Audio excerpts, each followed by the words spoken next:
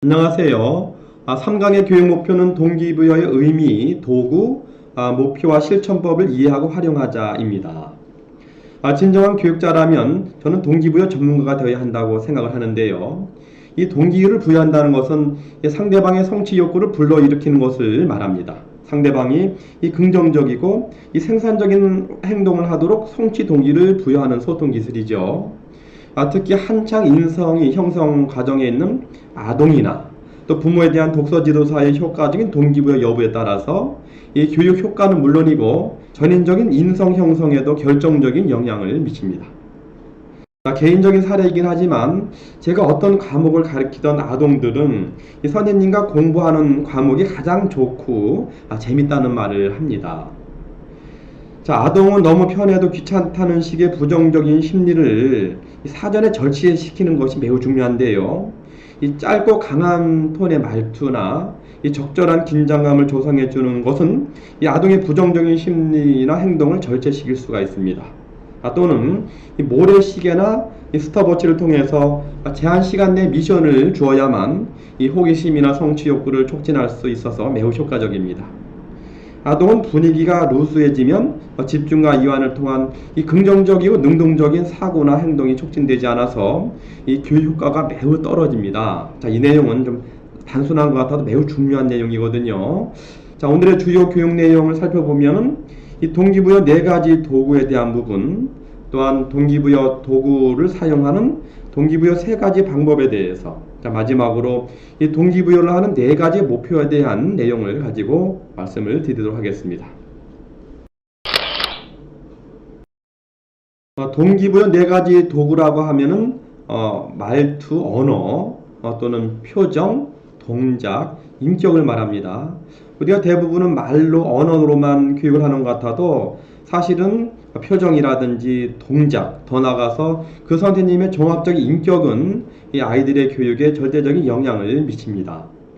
이 말투나 언어에서 플러스적인 또는 마이너스, 이렇게 플러스 마이너스라는 부분이 있는데, 플러스적이라는 부분은 좀 더 긍정적이고 믿음과 희망을 주는 말투를 얘기하겠죠. 이 마이너스적인 동기부여는 비판을 한다든지 참 비교를 한다든지 금지를 한다든지 훈육을 한다든지 때로는 무시까지 하죠. 엄마나 교사들도 이러한 마이너스 동기부여를 많이 하고요. 아동이 고객인 이 사설학원조차도 이런 마이너스 동기부여를 많이 하고 있습니다. 사실은 이 마이너스 동기부여 비판이나 명령 훈육이 처음에는 일시적으로 교육 효과가 있어 보이지만은, 그러나 장기적으로 결국 효과도 없지만은 아이들의 인성을 그르치게 만드는 큰 원인이 되기도 하죠.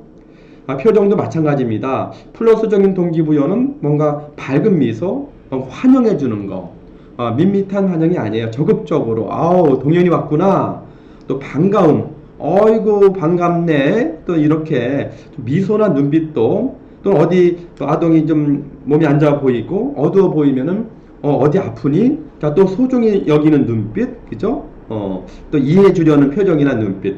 이런 부분은 말투나 언어는 아니지만은 아동들에게 대단히 진정성을 알려주고 선생님의 마음을 나타낼 수 있는 중요한 도구가 됩니다.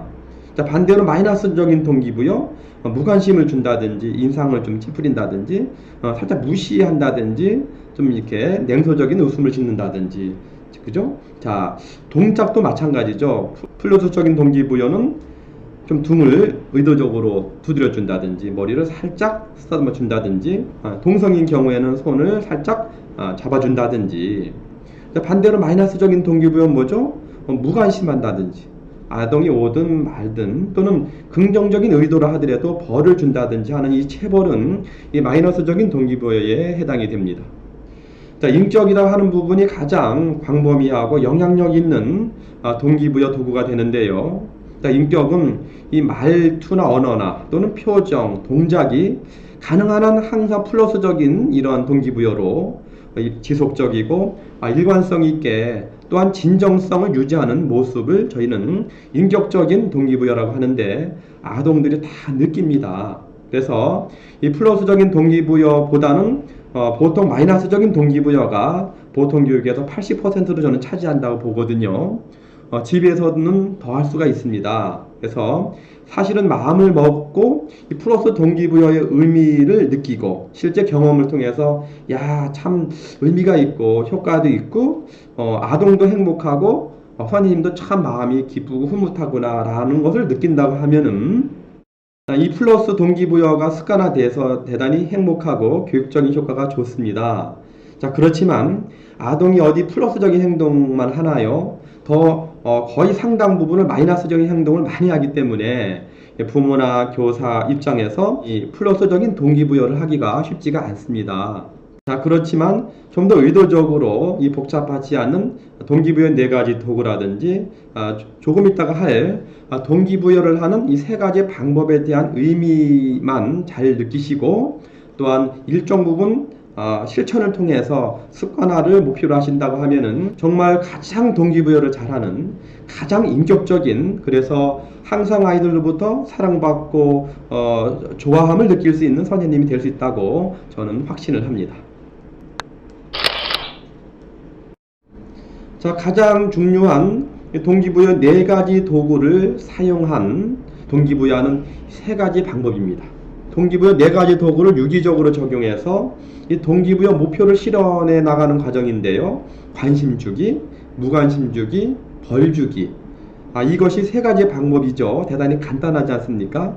이 세 가지 방법을 통해서 아동의 좋은 학습 행동을 더 인정하고 강화해주고 이 부정적인 행동을 개선이나 절제시켜 나가는 이 효과적인 소통 방법이기도 합니다.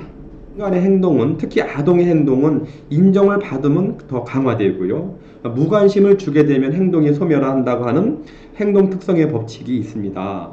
또한 인간은 바라다 보는 대로 또는 인정해 주는 만큼 잘한다고 하는 저의 성장의 법칙을 잘 이해하시면 되겠습니다. 자, 행동이 무절제한 아동에 대해서는 간결하고 절도 있는 말투가 이 동기부여에 매우 효과적입니다. 강압적이진 않지만 절도 있고 간결하고 명확한 어투는 이 아동의 적절한 긴장감, 학습 집중도, 이 성취도를 촉진하게 됩니다. 특히 CP 자기중심적이고 또 FC 너무 자유분방하고 그죠, 천방지축의 유형이죠. 그런 경우에는 특히 알았어, 오케이, 굿, 이리 나오세요. 그렇지, 들어가세요. 잘했네. 이런 부분이 뭔가 강압적이지 않지만은 뭔가 긴장감과 절도 있게 뭔가 아동의 심리를 조절할 수 있는 그런 역할을 하게 되는 거고요. 단지 전형적인 AC 유형, 매우 소심하고 그죠? 자신감이 없는 그런 아동에 대해서는 친절하게 용기를 주는 말투가 대단히 효과적이죠. 알았어요. 오케이예요. 굿이에요. 이리 나와볼래요? 그렇지요. 들어가세요. 참 잘했네요. 이와 같이 어투를 좀 달리하는 부분이 아동의 성격, 유형에 따라서 조절하시면 참 재밌고 효과가 좋습니다. 자, 관심 주기를 두 가지로 나눕니다. 우선 인정해 주기, 가장 중요한 교육의 동기부여입니다. 두 번째로 격려해 주기. 자, 인정을 해준다는 것은 아동에게 어떤 바람직한 행동을 적극적인 관찰을 통해서 또 네 가지 도구를 적절하게, 그죠? 언어로, 표정으로, 또는 동작으로 그 행동을 강화시켜주고 촉진시켜주는 거죠. 와, 농담으로 다 틀릴 줄 알았는데 정말 많이 맞았네. 와, 선생님처럼 천천히 설명을 잘하네. 동현이는 약속을 참 잘 지켜. 약속왕이야. 이렇게 친구처럼 기뻐해주는 목소리로 인정의 동기부여를 하면은 아이들은 재미있기도 하고 동질감도 느끼고 이 성취감을 느끼게 됩니다. 결국은 아이들에게 어떤 잘한 부분에 대한 신념과 그 성취감 또는 기쁨을 안겨주는 거죠. 자, 두 번째로 격려입니다. 뜻대로 잘 안 되는 상황이 있죠. 자, 그 부분을 놓치지 마시고 잘 관찰했다가 네 가지 도구를 적절히 활용해서 용기와 의욕을 북돋아 줍니다. 다 틀린 거 아니야. 이것만 고치면 되지 뭐. 얼굴 보니 어디 아픈 것 같아? 좀 엎드렸다 해. 살짝 등에 손을 대든다든지 또는 걱정하는 표정을 지어줍니다. 또는 순간적으로 시선을 이렇게 마주쳐주면서 관심을 주고 있다는 느낌을 주기도 하고요. 어떻게 보면 아동이 힘들어하고 어려움을 느낄 때 또는 뭐 하기 싫어할 수도 있죠. 또는 부모에게 혼나고 왔을 때 뭔가 자애로운 부모처럼 이 다정한 목소리로 진실성을 보여주면은 아이는 저절로 용기가 생기고요. 또 희망도 생기고 힘이 납니다. 그래서 저희 사례는 아동이 힘들어하고 그랬을 때는 좀 쉬었다 해. 괜찮아. 이렇게 하면은 도리어 더 열심히 하려고 하는 그런 의지를 많이 나타내곤 합니다. 자, 두 번째로 무관심이죠. 자, 무관심이라고 하는 것은 모른 체 한다든지 또 못 본 척, 이렇게 무대응. 아이들의 어떤 부정적인 행동에 대해서 그 행동은 좋게 평가받지 못하고 있다는 무언의 암시를 줘서 이 스스로 그릇된 행동을 멈추게 하고 또 그릇된 행동이 멈추거나 절제하려고 할 때 다시 인정이나 격려에 관심을 주려고 하는 데 의도가 있습니다. 그래서 무관심 자체가 목표가 아니라 좀 더 그 행동을 중단시킨다든지 스스로 행동이 절제시키게 해서 다시 자발적인 개선이 이루어지면 다시 시선을 돌려주고 다시 관심을 주고 다시 인정과 격려를 해줄 수 있는 상황으로 다시 긍정적인 행동이 나오도록 동기부여하는 전략이기도 합니다. 때로는 아이들이 막 울려오는 상황일 때도 있죠. 그때 관심을 주고 왜 울어? 이렇게 하기보다는 잠시 무관심을 했다가 다른 방향으로 주의 집중을 시키는 게 좋아요. 잠깐 이게 뭐지? 그렇구나. 잘하네. 이런 식으로 해서 어떤 울려고 하는 부정적인 상황을 다른 상황으로 이렇게 끌어내기도 하고요. 또는 하기 싫어서 낙서를 막 할 때 순간 눈빛을 마주쳐서 좀 이해해주는 표정 또는 살짝 미소 짓는 거 다 이해하고 있어. 하기 싫지? 힘들지? 이렇게 못 본 척을 해주는 거죠. 그것을 바로 왜 그래? 뭐 낙서하고 그러고 있지? 넌 도대체 왜 그러는 거야? 라고 마이너스적인 언어나 소통을 하는 것이 아니라 나름의 이유가 있기 때문에 일단은 살짝 선생님이 이해해주고 있다. 좀 쉬었다 해도 괜찮아. 이런 식의 뉘앙스를 주는 건데요. 그러면 아이들은 다시 마음이 순화돼서 좀 더 긍정적이고 적극적인 행동으로 변화가 됩니다.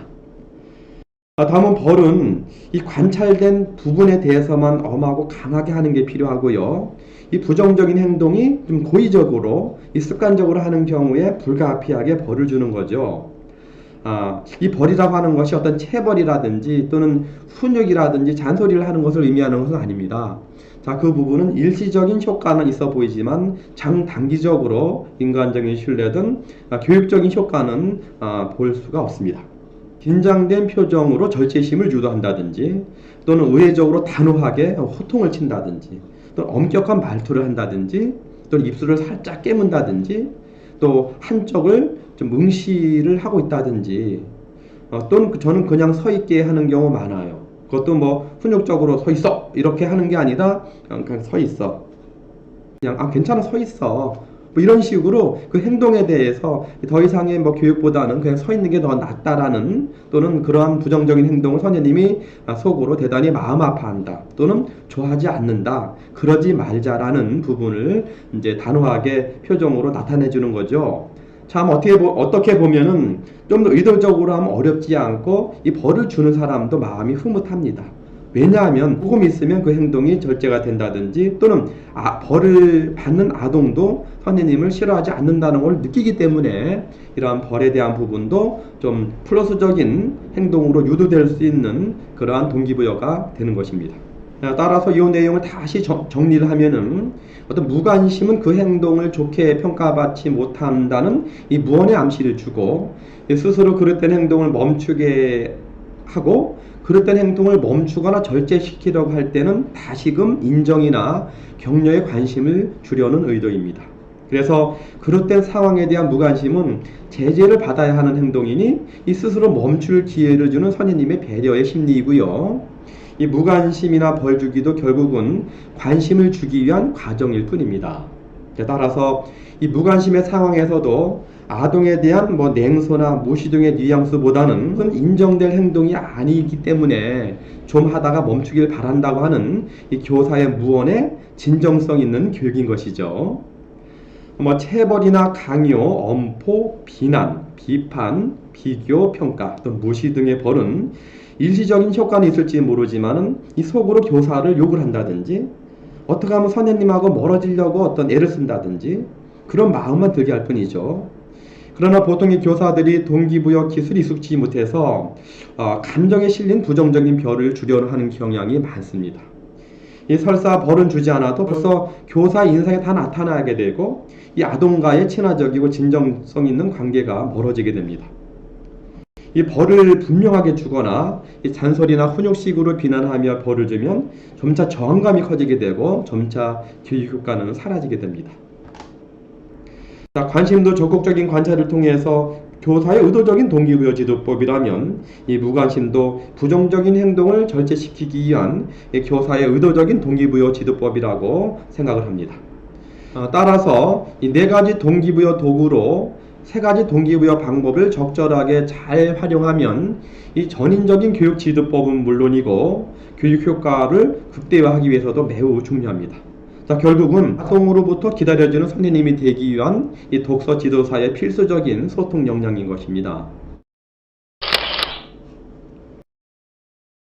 자, 지금까지 동기부여한 네 가지 도구, 또 네 가지 도구를 활용한 동기부여의 세 가지 방법을 얘기를 드렸죠. 자, 이러한 모든 부분은 이 동기부여 네 가지 목표를 위해서 하는 겁니다. 아동에게 신념을 주기, 또 용기를 주는 말, 희망을 주는 말, 기쁨을 주는 말. 자, 이 부분이 바로 동기부여의 목표고 또 전인교육의 핵심이 됩니다. 그래서 모든 교육 과정에서 인정해주고 격려해주고 무관심을 주고 벌을 주고 하는 동기부여 소통법은 결국 아동에게 신념이나 용기나 희망, 기쁨 등 이 동기부여 네 가지를 목표를 위한 것이죠. 자, 모든 교사들이 자신의 품격이나 동기부여 지도법을 통해서 아동에게 어떠한 영향력을 주고 있는지 냉철하게 평가해 볼 수 있는 기준이 되기도 합니다. 자, 그래서 저는 교육 현장에서 동현아 힘내, 선생님이 도와줄게, 동현이도 딱 집중하니까 정말 잘하네, 동현이가 선생님 하면 참 잘할 것 같아, 동현이가 적극적으로 하니까 선생님이 참 좋아, 동현이는 어딜 가든 어른들이 다 좋아할 것 같아. 자, 이런 식의 용기도 주고 또 함께 기뻐도 하고 희망도 주고 신념을 주는 말을 합니다. 이런 말을 주는 사람이나 받는 사람이나 함께 행복하고 참 좋습니다. 자, 아동의 작은 행동 하나를 잘 관찰했다가 그때그때 상황에 맞게끔 동기부여를 해주면 이 아동들은 매우 좋아하고 이 서로 간의 믿음과 친밀성이 더욱 견고해지는 것을 느낄 수가 있어요. 그때는 교육도 참 즐거운 일이 되고 교육 효과도 매우 좋을 것입니다.